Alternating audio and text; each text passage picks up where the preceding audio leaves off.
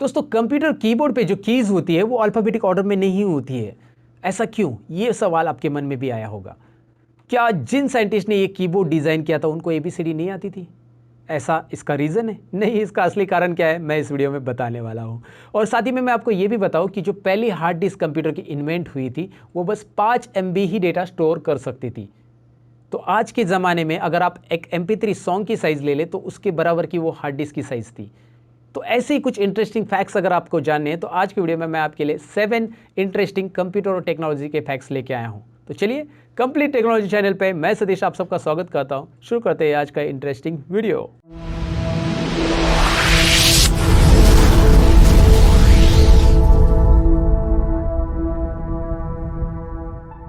लेकिन वीडियो में आगे बढ़ने से पहले दोस्तों मैं आपको बताऊं कि आप अगर कंप्लीट टेक्नोलॉजी चैनल पर नए हो तो सब्सक्राइब और बेल आइकन पे क्लिक कीजिए ताकि हमारी वीडियो की नोटिफिकेशन आपको मिले। और साथ ही में हमारी एक वेबसाइट है जिसके ऊपर ढेर सारे कोर्सेज चल रहे हैं जिसकी लिंक डिस्क्रिप्शन में दी है learnmopro.com, जाकर आप विजिट कर सकते हैं।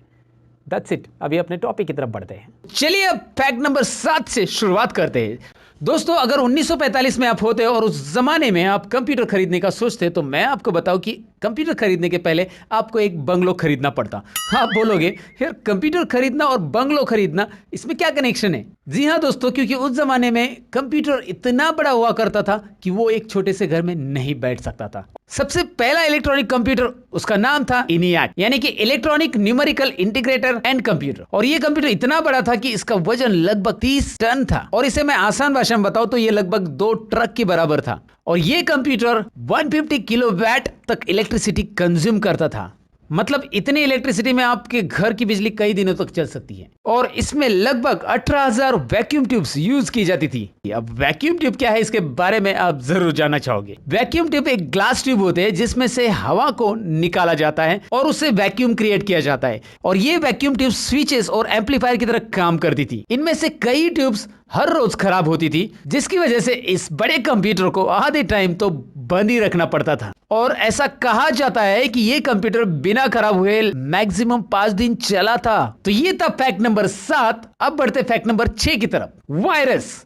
दोस्तों मैं उस वायरस की बात नहीं कर रहा हूं जो आजकल आप सुन रहे हैं न्यूज के अंदर। वैसे उसके ऊपर हमने ऑलरेडी वीडियो बनाया है।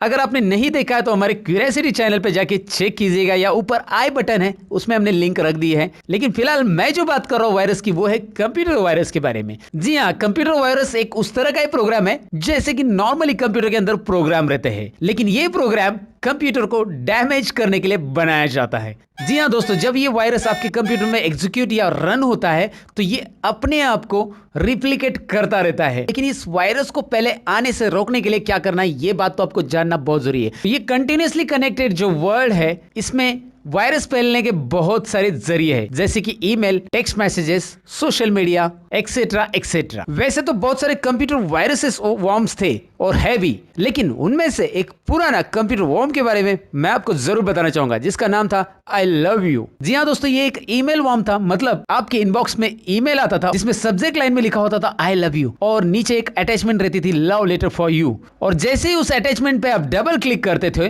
तो वो प्रोग्राम एग्जीक्यूट होके वो ऑटोमेटिकली आपके कंप्यूटर के अंदर की फाइल को ओवरराइट कर देता था। और इतना ही नहीं, उस समय में आपके विंडोज एड्रेस बुक में या माइक्रोसॉफ्ट आउटलुक के एड्रेस बुक में जितने भी ईमेल एड्रेस रहते थे उनको ऑटोमेटिकली आई लव यू नाम का ईमेल सेंड हो जाता था। और ये आई लव यू नाम का कंप्यूटर वॉर्म आया था साल 2000 में। और अगर आपको कभी आई लव यू सब्जेक्ट का मेल आता है तो ये मत समझना किसी लड़की ने आपको भेजा होगा। तो सतर्क हो जाइएगा इस ईमेल पे क्लिक करने के पहले। ये तो फैक्ट नंबर 6। अब बढ़ते फैक्ट नंबर 5 की तरफ। दोस्तों अगर हम हार्ड डिस्क की बात करें तो आपके दिमाग में क्या आता है? हार्ड डिस्क कितनी जीबी की है, कितनी टीबी की है, इतना ही ख्याल आता होगा। लेकिन हार्ड डिस्क से रिलेटेड चौंकाने वाली खबर यह है कि जब पहला हार्ड डिस्क ड्राइव बना था तो उसमें सिर्फ 5 MB का स्पेस हुआ करता था दोस्तों, यानी कि आज के जमाने का एक गाना खाली उसमें बैठता था। और ये हार्ड डिस्क IBM द्वारा बनाई गई थी 1956 में और इसका वजन लगभग 1 टन था जिसमें 5 MB का डेटा स्टोर होता है। इसकी कीमत लगभग $50,000 थी दोस्तों। ये था फैक्ट नंबर 5। अब बढ़ते फैक्ट नंबर 4 की तरफ। आप इन दिनों आराम से कोई भी एक्सटर्नल डिवाइस कंप्यूटर को आसानी से कनेक्ट कर सकते हैं, लेकिन ये बात सालों पहले इतनी आसान नहीं थी, क्योंकि कंप्यूटर्स में हर एक डिवाइस कनेक्ट करने के लिए अलग अलग पोर्ट्स का इस्तेमाल किया जाता था। जैसे कीबोर्ड के लिए सीरियल पोर्ट हुआ करता था, प्रिंटर के लिए पैरेलल पोर्ट हुआ करता था, और यहां तक आज भी देखेंगे आप तो मॉनिटर के लिए विजे पोर्ट अलग से रहता है। और उस जमाने में इतने सारे पोर्ट्स हुआ करते थे और उसकी वजह से ये सारे पोर्ट्स एक साथ कभी कभी काम भी नहीं कर पाते थे, और ये दिक्कत जो होती थी उसे खत्म करने के लिए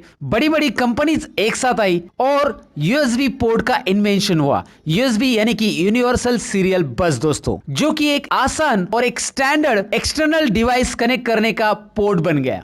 और ये इन्वेंशन एक इंडियन ने किया था 1994 में। अजय भट्ट नाम के एक इंटेल एम्प्लॉय, उन्होंने और उनके टीम ने मिलकर यूएसबी का इन्वेंशन किया था। और उसके बाद यूएसबी 1.0 1996 में इंट्रोड्यूस किया गया था, और उसका ट्रांसफर स्पीड लगभग 1.5 MB टू 12 MB पर सेकेंड था। आगे की फैक्ट की तरफ बढ़ने के पहले दोस्तों मैं आपको बताऊं कि अगर अब तक के फैक्ट्स आपको अच्छे लगे हैं तो लाइक, शेयर और कमेंट जरूर कीजिए। साथ ही में ऐसे ही फैक्ट्स, ऐसे इंटरेस्टिंग फैक्ट्स अगर आपको जानने हैं, आप क्यूरियस हो इसके बारे में, तो हमारा एक और चैनल है जिसका नाम है क्यूरियोसिटी, जो कि आपकी स्क्रीन के ऊपर आपको दिखाई दे रहा है। इसके ऊपर ढेर सारे फैक्ट्स रिलेटेड हमने वीडियोज़ डाले हैं। आपके मन में भी सवाल आता है कि भाई हमारे आसपास की चीज़ें क्यों होती है, कैसे होती है, उसके पीछे का साइंटिफिक रीज़न क्या है, ये सारी बातें अगर आपको जाननी, डिटेल में जाननी है, तो हमने इसके ऊपर बहुत सारे वीडियोज़ ऑलरेडी अपलोड किए, तो जिसकी लिंक मैंने डिस्क्रिप्शन में दी है क्यूरियोसिटी चैनल की, आप जाकर विजिट कर सकते हैं। इसे सब्सक्राइब और बेल आइकन पे भी क्लिक करके रखिए, और साथ ही में इसके ऊपर जितने वीडियोस है वो भी आप देख लीजिए। फिलहाल तो अपने नेक्स्ट फैक्ट की तरफ बढ़ते हैं। अब बढ़ते फैक्ट नंबर 3 की तरफ। जैसे कि मैंने शुरुआत में आपको कहा था कि हमारे कीबोर्ड के ऊपर जो कीज होते हैं वो अल्फाबेटिक ऑर्डर में नहीं है, तो चलिए जानते हैं इसका असली रीजन। अब सबसे पहले मैं आपको यह बताऊं कि हमारे जो कीबोर्ड के कीज का पैटर्न होता है उसे क्वाड्रेटिक कीबोर्ड पैटर्न बोला जाता है। जी हाँ, हम हर रोज जो कीपैड यूज करते हैं अपने मोबाइल फोन से और कंप्यूटर में, वो क्वाड्रेटिक कीबोर्ड होता है। और ये क्वाड्रेटिक कीबोर्ड का इन्वेंशन क्रिस्टोफर शोल्स ने 1868 में किया था, लगभग आज से 150 साल पहले दोस्तों। और इस क्वाड्रेटिक लेआउट में कुछ तो बात होगी जो आज तक हम यूज करते आ रहे हैं। शुरुआत में कंप्यूटर का कीबोर्ड नहीं हुआ करता था, टाइपराइटर पे टाइपिंग किया जाता था, और ये जो टाइपराइटर थे उनकी कीज पियानो कीबोर्ड की तरह थी, और उसपे जो लेटर थे उन्हें अल्फाबेटिकल ऑर्डर में अरेंज किया गया था, जैसे कि ABCD। और ये जो टाइपराइटर्स थे वो एक परफेक्ट मैकेनिकल डिवाइस थे, उनमें बहुत सारे मैकेनिकल लिंकेजेस का इस्तेमाल किया जाता था। और टाइप करते समय इंग्लिश लैंग्वेज में कुछ वर्ड्स ऐसे हैं जो कॉमनली एक साथ आते हैं। अल्फाबेटिकल ऑर्डर कीपैड पे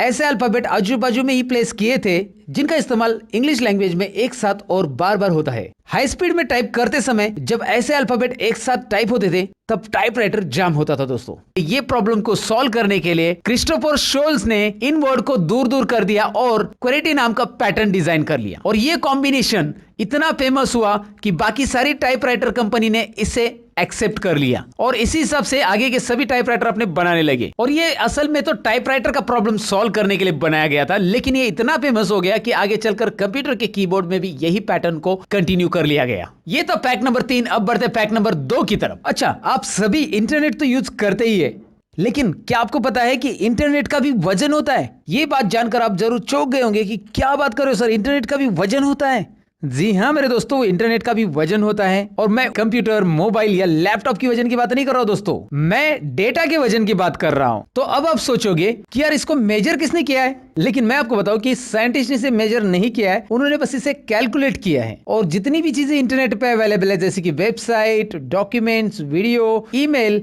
इन सभी को हम डेटा बोलते हैं। और इस डेटा का फिजिकल एनर्जी और मास दोनों भी होते हैं। जो भी डेटा स्टोर होता है वो इलेक्ट्रॉन्स की वजह से स्टोर होता है। और जैसे आपने साइंस में पढ़ाई होगा कि इलेक्ट्रॉन्स का भी वजन होता है दोस्तों, जो कि बहुत कम होता है। इलेक्ट्रॉन का वजन लगभग 9.1 इंटू 10⁻³ किलोग्राम होता है। और साइंटिस्ट के हिसाब से 50 KB का इमेज स्टोर करने के लिए 800 करोड़ तक इलेक्ट्रॉन्स लगते हैं। और कुछ साइंटिस्ट के कैलकुलेशन के अनुसार अगर आप 4 GB का डेटा मोबाइल में डाउनलोड कर लेते हैं या ऐड कर लेते हैं तो आपके मोबाइल का वजन 0.000 ऐसे 18 बार 0 के बाद 1 ग्राम से बढ़ेगा। और 2011 में साइंटिस्ट ने पूरे इंटरनेट पे जितना भी डेटा है उसका वजन कैलकुलेट किया था तो वो लगभग 50 ग्राम था। और ये 2011 की बात है दोस्तों, अब तो और भी बढ़ गया होगा।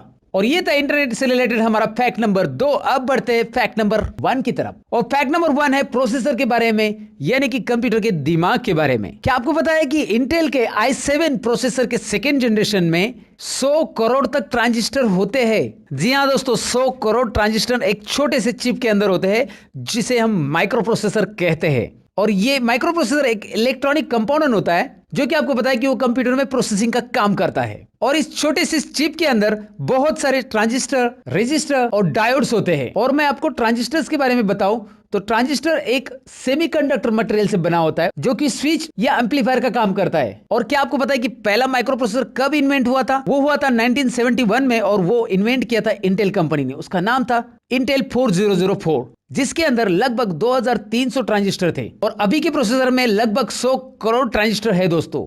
और इससे आप अंदाजा लगा सकते हैं कि चीजें कैसे दिन में दिन छोटी होती जा रही है। ये थे 7 फैक्ट कंप्यूटर और टेक्नोलॉजी से रिलेटेड दोस्तों। सो कैसे लगे दोस्तों कंप्यूटर और टेक्नोलॉजी से रिलेटेड ये इंटरेस्टिंग फैक्ट्स? डेफिनेटली आपको पसंद आए होंगे। कमेंट जरूर कीजिए, लाइक भी कीजिए और शेयर भी कीजिए अपने दोस्तों के साथ। साथ ही में मेरे जितने भी चैनल्स है उसके नाम स्क्रीन के ऊपर आपको दिखाई दे रहे हैं। डिस्क्रिप्शन में मैंने लिंक भी दी है आपके लिए, और मेरी वेबसाइट learnmopro.com, उसकी भी लिंक मैंने डिस्क्रिप्शन में दी है। जरूर चेक कीजिएगा अगर आप इंटरेस्टेड हो कुछ नया सीखने के लिए। हमेशा तो सीखते रहिए, सिखाते रहिए, यही हमारा रहेगा हमेशा स्लोगन। अपना ख्याल भी रखिए। Bye bye.